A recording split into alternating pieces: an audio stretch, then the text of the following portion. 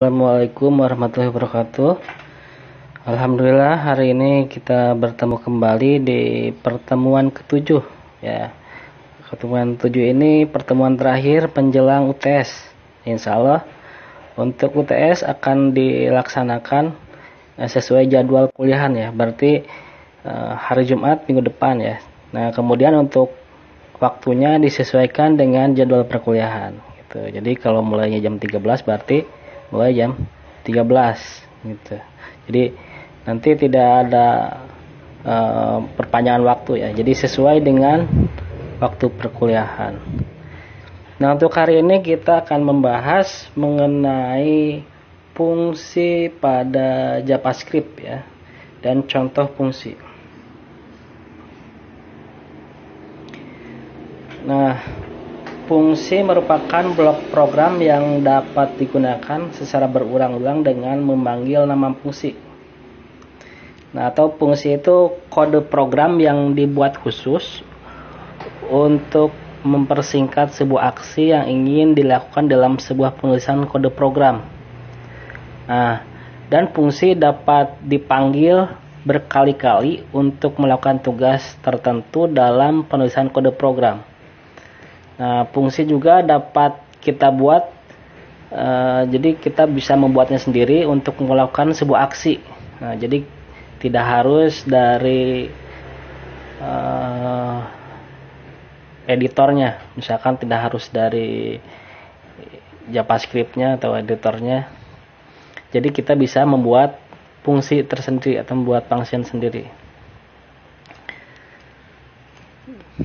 Nah, misalkan di contoh kehidupan sehari-hari supaya kita bisa memahaminya.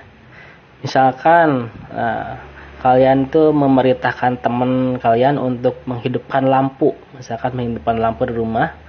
Nah, jadi pada proses menghidupkan lampu oleh teman kamu itu, nah ada proses di dalamnya itu. Jadi ketika mau menyalakan lampu itu ada proses bangun dari tempat duduk. Misalkan temannya lagi duduk. Nah, kemudian si teman itu kemudian menekan tombol saklar untuk menghidupkan lampu. Nah, jadi kita akan sangat sia-sia ya jika memerintahkan teman kita menghidupkan lampu tapi kita memerintahkannya secara berulang-ulang. Nah, misalnya pertama kamu menyuruh bangun dari tempat duduk. Nah, kemudian setelah nyuruh Nah, setelah kamu menyuruh bangun dari tempat duduk, nah kemudian menyuruh teman untuk menekan tombol saklar lampu untuk menghidupkan lampu. Nah, tentunya akan menyita waktu dan tenaga. Jadi oleh karena itu pasti kamu hanya menyuruh tolong nyalakan lampu dong. Nah, jadi dalam proses menyalakan lampu tadi, jadi tidak perlu lagi kamu sebutkan urutannya.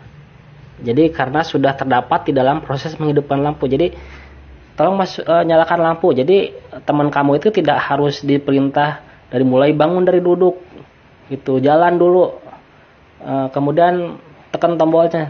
Tidak usah dibuat seperti itu. Jadi kalau udah fungsi itu udah ada semuanya perintahnya dalam fungsi. Jadi udah perintah dari fungsi tampil ya tampil langsung. Jadi nggak usah merintahkan urutan-urutannya. Jadi ketika menyuruh menyalakan lampu, nyalakan lampu. Jadi nggak usah lagi ada perintah yang lain.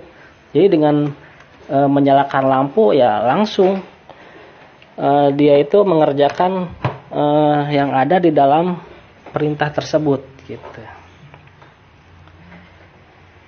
Nah, kemudian fungsi dapat mengembalikan sebuah nilai dengan perintah return atau tampilkan tanpa mengembalikan nilai.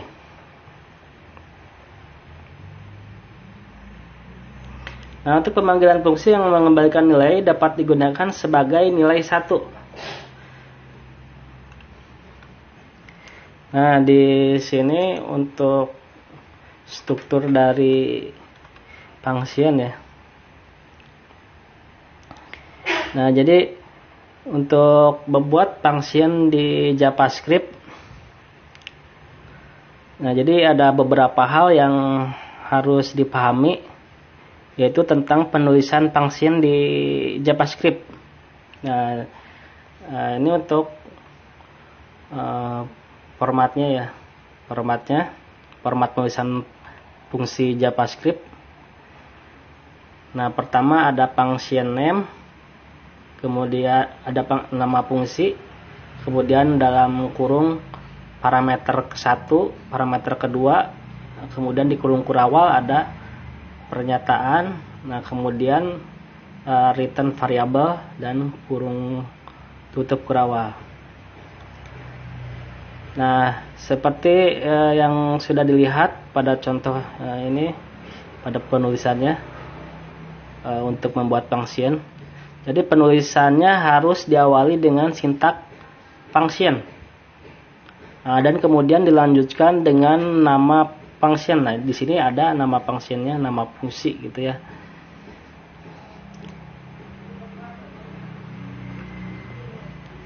Jadi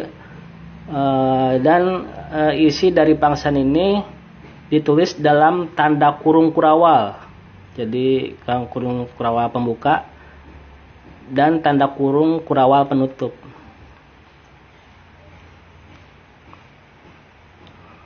Nah, kita bisa langsung lihat ke contoh membuat function dengan JavaScript. Nah, di sini kita perhatikan untuk function JavaScript itu posisinya ada di head ya, di antara head. Nah, kemudian untuk tagnya script ya. Jadi kalau untuk JavaScript berarti di sini ada tag script. Nah, kemudian di sini ada untuk membuat function. Nah, di sini ada nama fungsinya ya. Function hitung luas. Jadi di dalam perintah function ada hitung luas. Nah, di sini ada dua fungsi ya. Ada hitung luas dan ada tampilkan hasil. Nah, kemudian untuk parameternya, nah berarti di sini ada hitung P,L. Nah, kemudian variabel L sama dengan P dikali L. Nah, kemudian dideklarasikan return L. Nah, kemudian yang kedua, fungsi yang kedua. Nah, jadi di dalam fungsi yang pertama, nah itu ada untuk membuat sebuah fungsi hitung luas gitu. Nah, dalam hitung luas itu variabelnya L. Jadi isinya itu P dikali L. Jadi ketika kita input P di jumlahnya yang dikali dengan L, nah nanti akan muncul hasilnya. Jadi kita tidak usah membuat perintah lagi, misalkan P dikali L berulang-ulang. Jadi kita cukup memanggil function hitung luas. Nah, nanti akan tampil. Nah, kemudian yang kedua ada function tampilkan hasil. Nah, jadi fungsi tampilan hasil ini bisa kita panggil gitu ya untuk menampilkan tampilan hasil. Nah, dari perintahnya di dalam tampilan hasil ini, nah misalkan di situ ada variabel text sama dengan luas. Jadi kita akan menampilkan tampilan hasil. Jadi luas tanah berarti hitung luas misalkan 200,150 ditambah m per kubik. Nanti dokumen right akan ditampilkan. Gitu. Jadi kita tidak usah membuat yang perintah yang di dalam parameter ya. Jadi hanya sekali, jadi tidak bisa berulang-ulang membuat perintahnya, hanya sekali aja membuat tampilan hasil. Nah, nanti akan menampilkan jadi hasil tersebut. Jadi kita bisa panggil terus menerus gitu ya. Jadi tidak usah berulang-ulang membuatnya. Nah, nanti hasilnya akan seperti ini gitu ya. Nah, untuk hari ini kita akan kuis ya, nanti akan saya kirim di Aidu ya. Nah, untuk pertemuan hari ini sampai di sini gitu ya. Nanti untuk contohnya saya akan masukkan ya di Aidu untuk contoh pemrogramannya ya. Sekian, assalamualaikum.